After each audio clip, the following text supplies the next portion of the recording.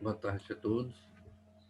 Hoje a gente vai fazer a nossa correção aí, ó, das atividades referentes à nossa aula 2 e à nossa aula 3, tá? De física, ok? Vamos dar uma olhadinha nas questões aí pra gente conferir. Então, nessa aula 02 aí, né, era sobre cargas elétricas, né? E a gente tinha essa primeira questão aí, ó, que falava o seguinte, ó. Em museus de ciência, é comum encontrar-se máquinas que eletrizam materiais que geram intensas descargas elétricas. O conhecido como gerador de Van de Graaff, né? Que a gente vai ver aqui na figura 1 aqui, ó. Esse cara aqui, ó. Deixa eu aumentar um pouco aqui. É um exemplo, né? Desse daí. Como atestam as faíscas, no caso na figura 2, provoca essa faísca que sai desse corpo, né? Que ele produz. O experimento fica mais interessante quando você pode aproximar ali, né, do gerador em funcionamento a sua mão, no caso, ou uma lâmpada fluorescente. Lembrando que a lâmpada fluorescente é aquelas lâmpadas brancas que você tem em casa, não é lâmpada de LED, tá? E quando a descarga atinge a lâmpada, mesmo ela desconectada da rede elétrica, ela vai brilhar por breves instantes. Muitas pessoas pensam que esse fato é de que a descarga, ela vai acontecer uma descarga para atingir uma lâmpada, fazendo com que ela brilhar. Contudo, se a lâmpada for aproximada dos corpos da situação 2D, né? A gente tem aqui. No momento em que a descarga ocorrer entre eles, a lâmpada também brilhará, apesar de não receber nenhuma descarga elétrica.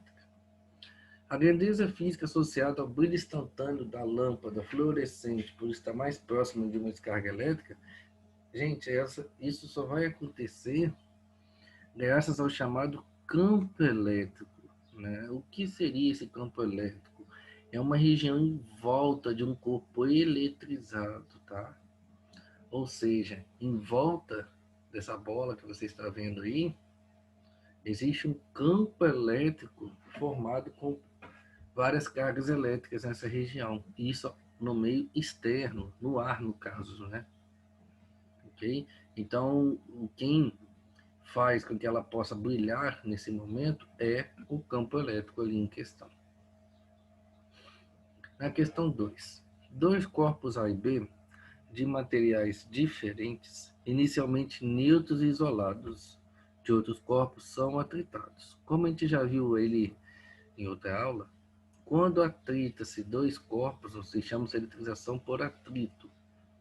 Qual é a regra do atrito? Um corpo deve ficar eletrizado negativamente e outro corpo deve ficar eletrizado positivamente. Não é isso? Então a nossa resposta seria A. Só para lembrar, para um corpo ficar carregado positivamente, ele tem que perder elétrons. O outro corpo, para ficar carregado negativamente, tem que ganhar elétrons. Então, nossa resposta é a letra A. 3. O estudante realiza um experimento utilizando duas moedas e um palito de fósforo, um balão de festas, um copo de plástico descartável transparente. Primeiro ele vai colocar o palito de fósforo em equilíbrio sobre uma moeda posicionada na vertical, que se equilibra sobre a segunda moeda na horizontal.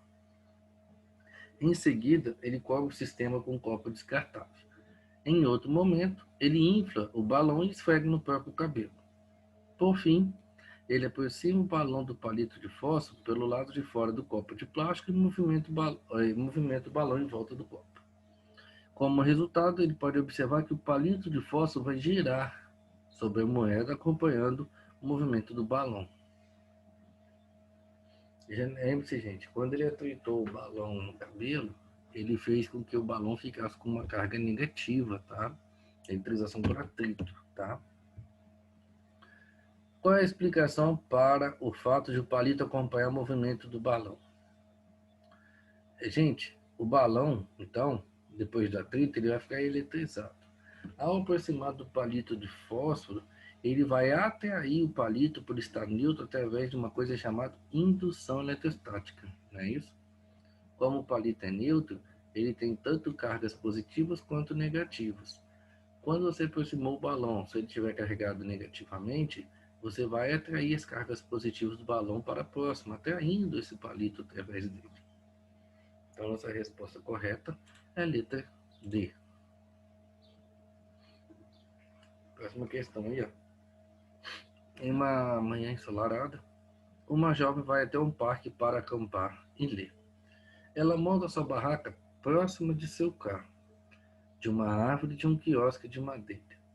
Durante a leitura, a jovem não percebe a aproximação de uma tempestade com muitos relâmpagos.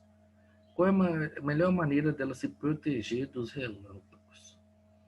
Gente, a melhor maneira dela se proteger ali é entrando no carro. Por quê? Porque os pneus de borracha vão funcionar como um isolante de eletricidade entre ela e em relação ao meio externo, tá? Por que não uma barraca, um quiosque, um guarda-chuva ou ficar debaixo da árvore? Porque, gente, você vai se tornar um corpo muito alto. Corpos altos, uma região plana, tende a atrair as descargas elétricas, né? Ok? Questão 5. Vamos falar sobre a gaiola de Faraday, que é um curioso dispositivo que serve para comprovar o comportamento das cargas elétricas quando em equilíbrio. Uma pessoa dentro dessa gaiola, ela não sofre uma descarga elétrica. Dessa experiência, conclui-se que o campo elétrico no interior da gaiola tem que ser quanto? Gente, se ela não sofre nenhuma descarga elétrica, dentro dessa gaiola, o campo elétrico, a descarga elétrica ali tem que ser quanto? Tem que ser totalmente nulo, ou seja, dentro da gaiola de Faraday, não existe ali essa descarga elétrica, tá? Não vai existir o campo elétrico ali dentro, só no meio externo. Então, essas são as nossas respostas da nossa aula 2. Agora vamos para a nossa aula 3. Vou compartilhar aqui novamente. Aí. A nossa aula 3 também vai falar sobre um pouco de cargas elétricas, não é isso? Aqui a gente tem aqui, então, algumas questões aí para esse processo. Aqui vem alguns múltiplos e submúltiplos, tá? Que a gente tem aqui, tá? Só para entender, isso aqui é o mili, 10 a menos 3, o micro, 10 a menos 6 e assim por diante, entre outras definições. Um outro dado importante é que a carga elementar, o que é isso? É o valor de cada elétron ou de cada próton, ok? Aí aqui vem uma explicaçãozinha, né, do que é um corpo neutro, negativo ou positivo. E vemos uma tabelinha aqui da série triboelétrica, né, como já foi falado na aula. E aqui vem uma questão. Enquanto fazia limpeza em seu local de trabalho, uma faxineira se surpreendeu com o seguinte fenômeno. Depois de limpar um objeto de vidro, esfregando-o vigorosamente com um pedaço de pano de lã, percebeu que o vidro atraiu para si pequenos pedaços de papel que estavam espalhados sobre a mesa.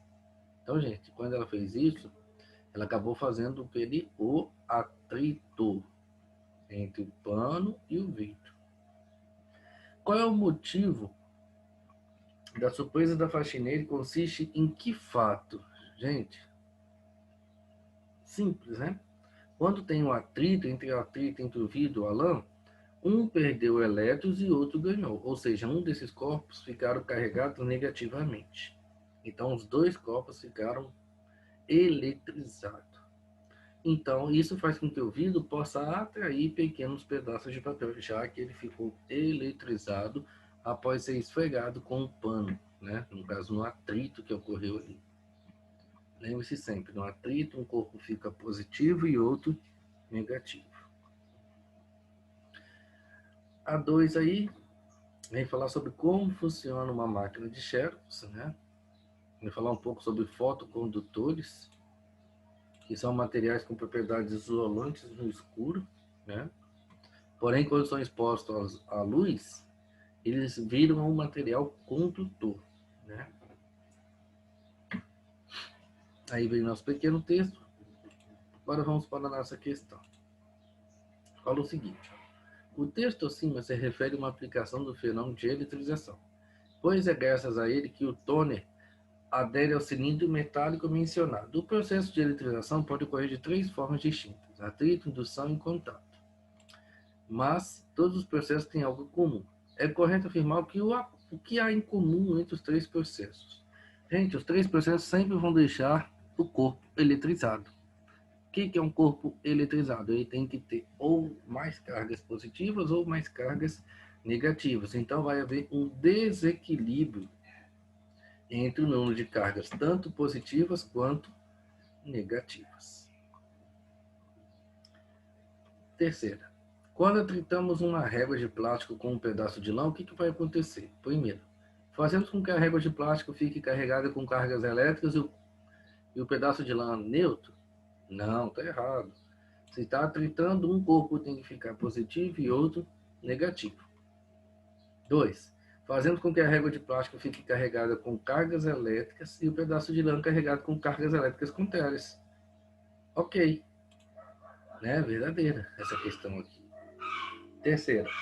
Fazemos com que a régua de plástico fique carregada eletricamente com o mesmo tipo de cargas da lã? Mentira. Na atrito, um tem que ficar positivo e outro negativo. E por último, a régua de plástico de lã fica eletricamente neutros. Mentira também. Então a única alternativa correta que a gente vai ter aí é a letra B.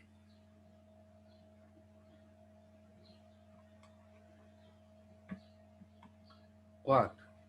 3 esferas idênticas, A, B e C, encontram-se separadas e suspensas por fios isolantes conforme a figura.